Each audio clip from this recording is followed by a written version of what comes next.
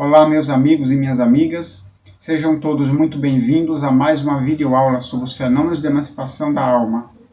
Antes de iniciarmos, quero desejar a todos um ano novo de muita saúde e paz. Hoje vamos dar continuidade ao tema iniciado na videoaula passada, sonambulismo. Aguardem só um instantinho que eu já volto.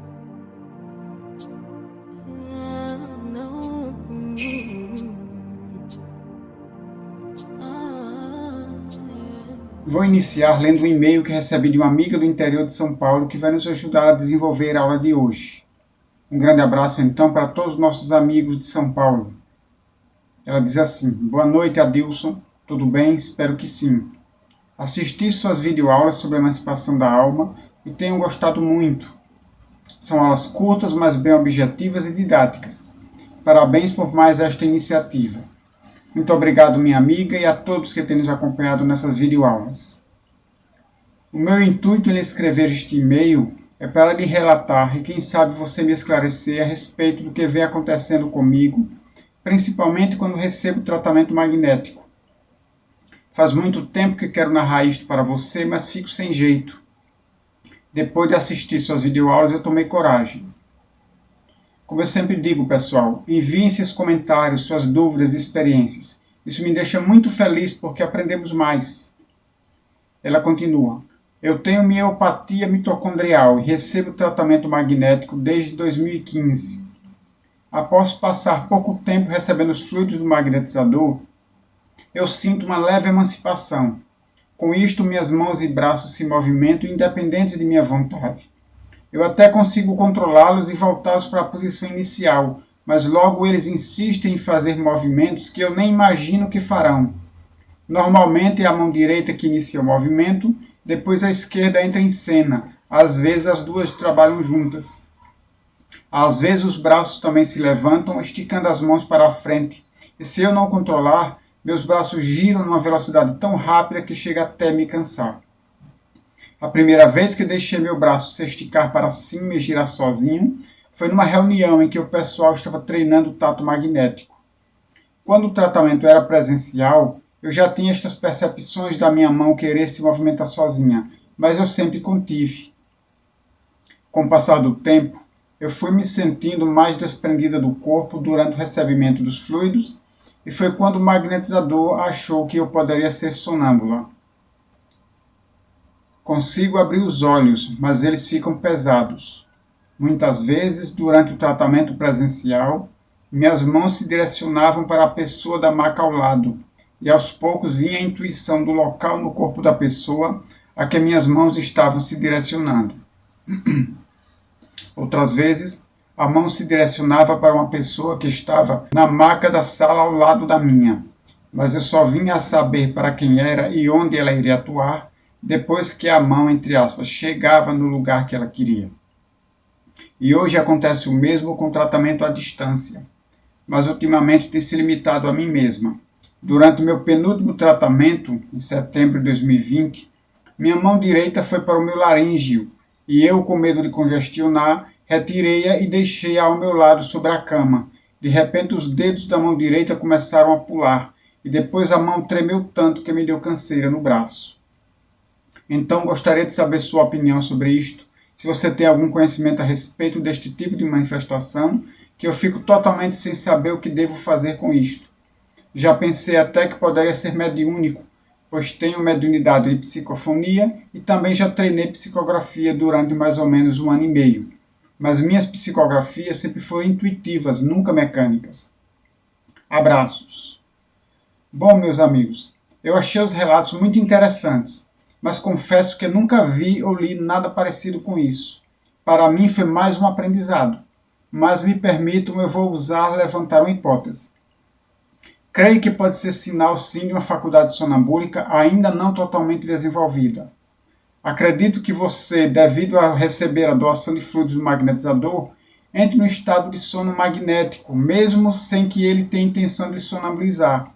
E dessa forma, sem que você tenha um controle consciente, se localiza as desarmonias de algum doente em tratamento ou mesmo as suas e movimenta a mão para indicar quem e onde.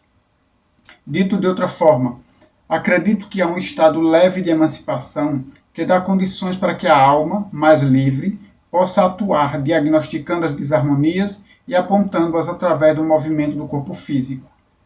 Sugiro que você encontre um magnetizador sério, conhecedor do magnetismo e do sonambulismo, para experimentar junto com você, para ele lhe magnetizar, desta vez com a intenção de provocar o sonambulismo e ver o que acontece. Acredito mesmo que com o desenvolvimento do sonambulismo, se esse chegar a acontecer, você passe a fazer essas indicações de desarmonias através da voz e não mais pelo movimento dos braços e das mãos. Faça isso e depois me diga o resultado. A nossa amiga relatou aí as experiências dela, um tipo de fenomenologia passível de ser realizada por um sonâmbulo. Vou apresentar agora alguns outros fenômenos que os sonâmbulos são suscetíveis de realizar. A visão à distância. O sonâmbulo é capaz de enxergar coisas e situações que estão para além do alcance dos seus olhos físicos. A visão através de objetos opacos. Ele enxerga também através, por exemplo, de uma parede. Ele pode enxergar um objeto trancado em um armário, uma gaveta. Pode ler uma página qualquer de um livro fechado. É a sua capacidade de enxergar através de objetos opacos. A insensibilidade física. O tato do sonâmbulo pode desaparecer sob o efeito da emancipação da alma, podendo a sua pele ser perfurada, queimada, cortada, sem que ele sinta nada, nenhuma dor. John Eliotson, inglês, e James Dale, escocês, ambos viveram no século XIX, realizaram muitas cirurgias sem dor, numa época em que ainda não existia anestesia. Muitas vezes o paciente estava lúcido, acordado, conversando com as pessoas enquanto estava sendo cirurgiado, mas não sentia dor alguma por estar em estado de sonambulismo magnético. Outro fenômeno é o de atração magnética. O magnetizador consegue muitas vezes conduzir os movimentos do sonâmbulo através de um gesto seu, sem palavras. Assim ele faz o sonâmbulo levantar, sentar, virar a cabeça, erguer ou baixar um braço, simplesmente por um fenômeno de atração magnética. Da mesma maneira que a gente consegue movimentar uma peça de metal com um ímã. A gente arrasta o ímã e magneticamente ele atrai consigo o objeto.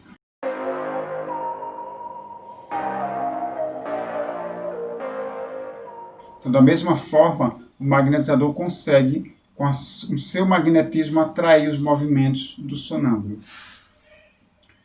Percepção além do tempo.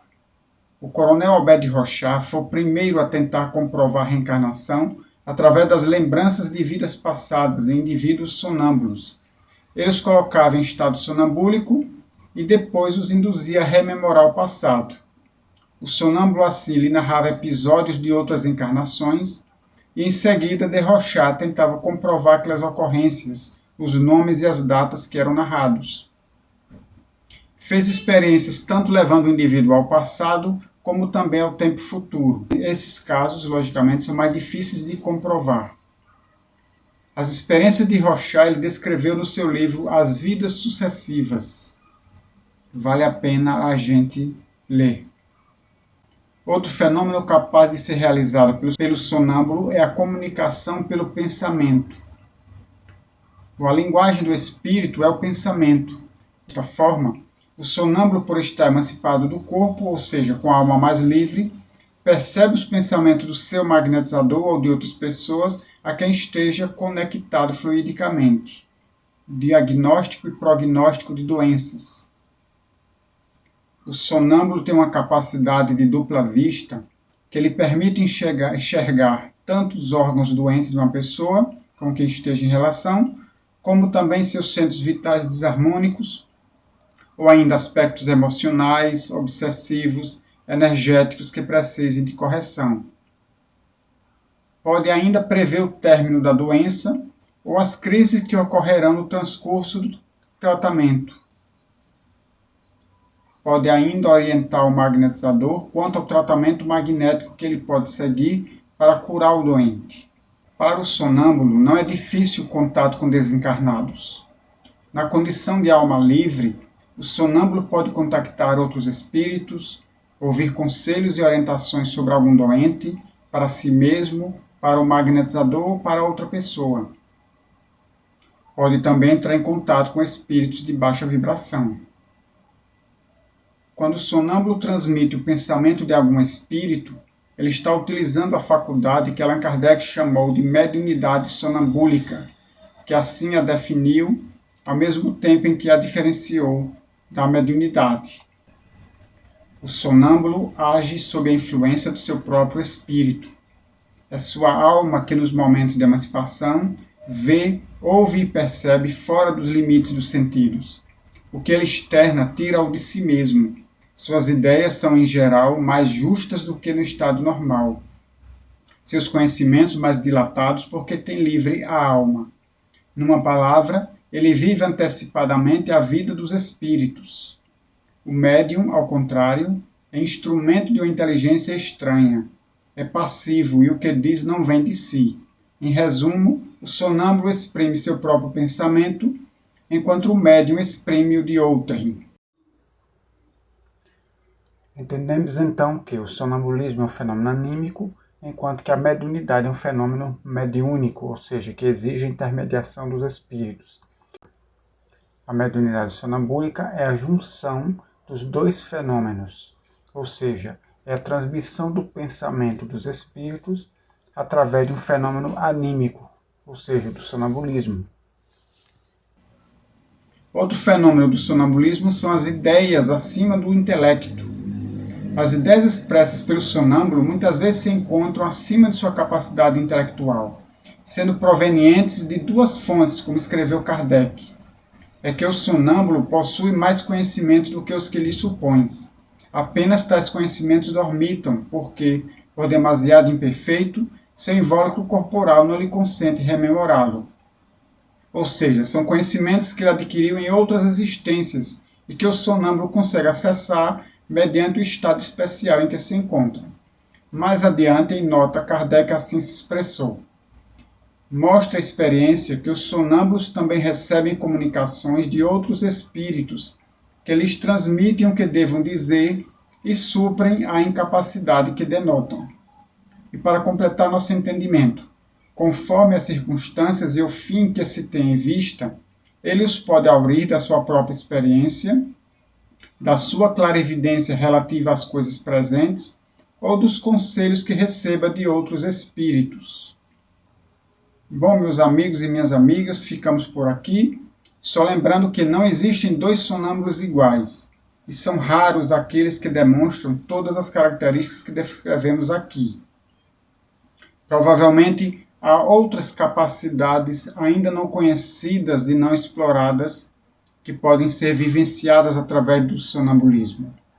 Cabe a nós dar continuidade a esses estudos, a essas pesquisas, de modo que a gente possa conhecer mais a nós mesmos, ou seja, as nossas faculdades e capacidades espirituais, pois nós somos espíritos, apesar de estarmos presos a um corpo de carne.